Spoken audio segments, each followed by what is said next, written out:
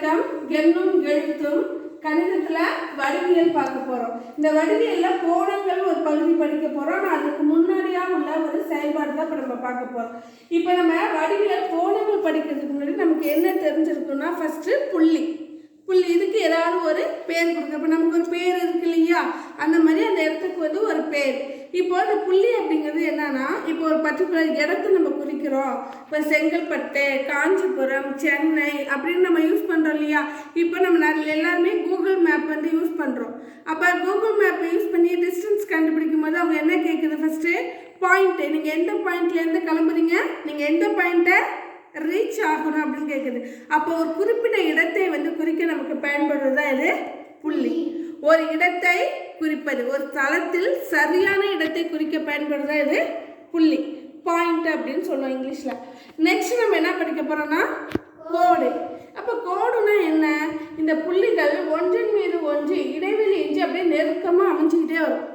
சரியா, அந்த புள்ளி ரெண்டு பக்கமுமே முடிவில்லாமல் செல்லும், ரெண்டு பக்கமும் முடிவில்லாமல் செல்லும். அதாவது புள்ளிகள் இடைவெளியின்றி நெருக்கமாக அமைவது, அதாவது இருபுறமும் நீட்சி அடையும் நேர்த்தடத்தில் இருக்கும் ஒரு தொகுதி புள்ளிகள் கோடாகும்.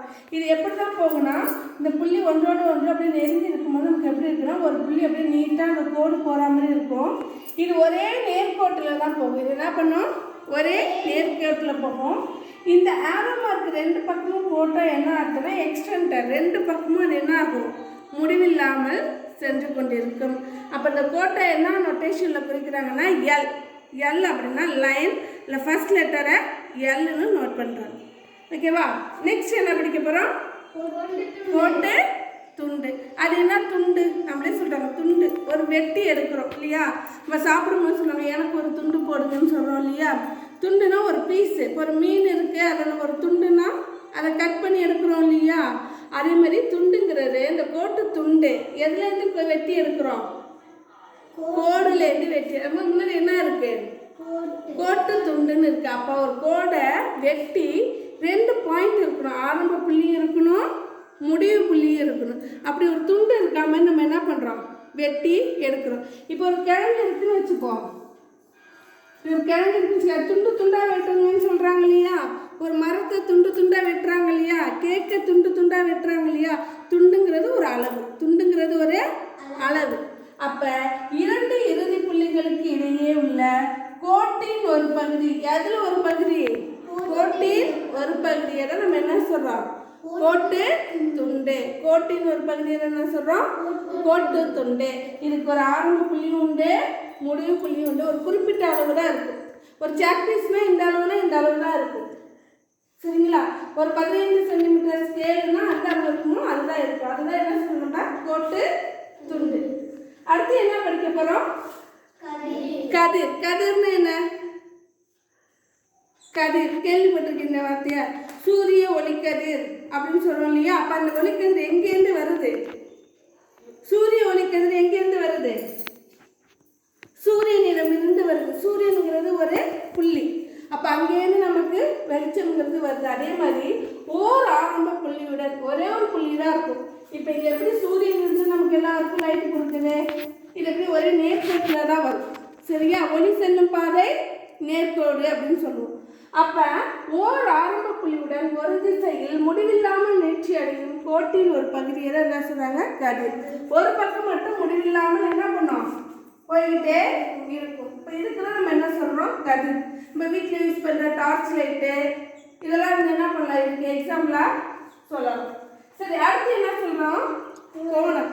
இப்போ இந்த கோணத்தில் பார்த்தீங்கன்னா டெஃபினேஷன் போட்டு இந்த படத்தை பார்த்தாலே உங்களுக்கு எதாவது தோணுதா, ஏதாவது வார்த்தைகள் உங்களால் கண்டுபிடிக்க முடியுதா.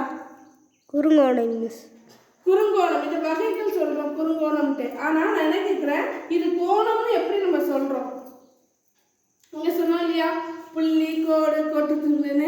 இப்போ இதில் எதுக்காவது இது சம்மந்தத்தோடு இருக்கா, இந்த படம் எந்தோட சேர்த்து இருக்கு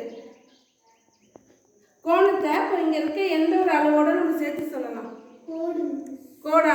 நல்லா யோசிச்சு பாருங்க, இங்கே ஒரே ஒரு புள்ளி இருக்கு, இங்கே ஒரு லைன் போகுது, இங்கே ஒரு லைன் போகுது, இங்கே மேலே என்ன இருக்கு, கதிர். ஒரு ஆரம்ப புள்ளியுடன் முடிவில்லாமல் போகுது. அதே மாதிரி இங்கே பாரு, ஒரு ஆரம்ப புள்ளி முடிவில் முடிவில்லாத திசையில போகுது. இன்னொரு ஆரம்ப புள்ளியும் அதே முடிவில்லாத திசையில இன்னொரு கதிரும் போகுது. இப்போ இந்த ரெண்டு கதிரும் ஒரே புள்ளியில் சந்தித்து கொள்ளுது. ரெண்டு கதிரும் ஒரே புள்ளியில சந்திச்சுக்கிட்டாலோ இல்லை ஒரே புள்ளியிலிருந்து செல்லும் பொழுது அங்க என்ன உண்டாகிறது? கோணம். இந்த ரெண்டு கதிருக்கு இடைப்பட்ட இடம் இருக்கு இல்லையா, இதான் கோணம் சொல்றோம். இதான் என்ன சொல்றோம்? கோணம். இரண்டு கதிர்களுக்கு இடையே என்ன உருவாகிறது? கோணம் உருவாகிறது. இரண்டு கதிர்களுக்கு இடையே கோணம் உருவாகிறது. அதாவது இரண்டு கதிர்கள் ஒரு புள்ளியில் சந்திச்சாலோ அல்லது ஒரு புள்ளியிலிருந்து சென்றாலோ அங்கு என்ன உருவாகிறது? கோணம் உருவாகிறது. வேற எங்கெல்லாம் கோணம் உருவாகுது அப்படின்னு பார்த்தோன்னா, இது என்னன்னு கண்டுபிடிக்க முடியுதா உங்களுக்கு?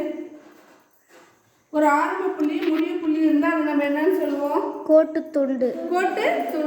அப்ப இரண்டு கோட்டு துண்டுகள் ஒரு புள்ளியில் வெட்டி கொள்ளும் பொழுது என்ன உருவாகிறதுன்னு சொல்றாங்க? கோணம் உருவாகிறது. அதே மாதிரி L1 L2 போட்டிருக்கோம். இப்ப இது என்னவா இருக்க முடியும்? ரெண்டு பக்கமா மேல போட்டிருக்கோம். அப்ப இது என்னது? கோடு. அப்ப இரண்டு கோடுகள் ஒன்றை ஒன்று வெட்டி கொள்ளும் பொழுது நமக்கு என்ன உருவாகுதுன்னு சொல்றாங்க? கோணம் உருவாகிறது. அப்ப ஒரு புள்ளியில் உருவாகும் கோணத்தின் அளவு என்னன்னா 360 டிகிரி. ஒரு புள்ளியில் உருவாகும் கோணத்தின் அளவு என்னது? 360 டிகிரி. இங்க உருவாகிற கோணத்தை எல்லாத்தையும் நம்ம கூட்டி பார்த்தோம்னா நமக்கு என்ன கிடைக்கும்? 360 டிகிரிங்கிறது கிடைக்கும். இந்த 360 டிகிரியை பேஸ் பண்ணி தான் இந்த கோணத்தின் வகைகளை நம்ம பிரிப்போம். சரியா? அப்ப இரண்டு கதிர்களுக்கு இடையே உள்ள அளவு இந்த 360 டிகிரிக்குள்ள 0லேருந்து 360 டிகிரிக்குள்ள எந்த அளவுல இருக்கோ அதை பொறுத்து இந்த கோணங்களின் வகைகளை பிரிக்கலாம். அடுத்தது கோணங்களின் வகைகளை எப்படி சொல்லலாங்கிறத பார்க்கலாம். புரியுதா? நன்றி.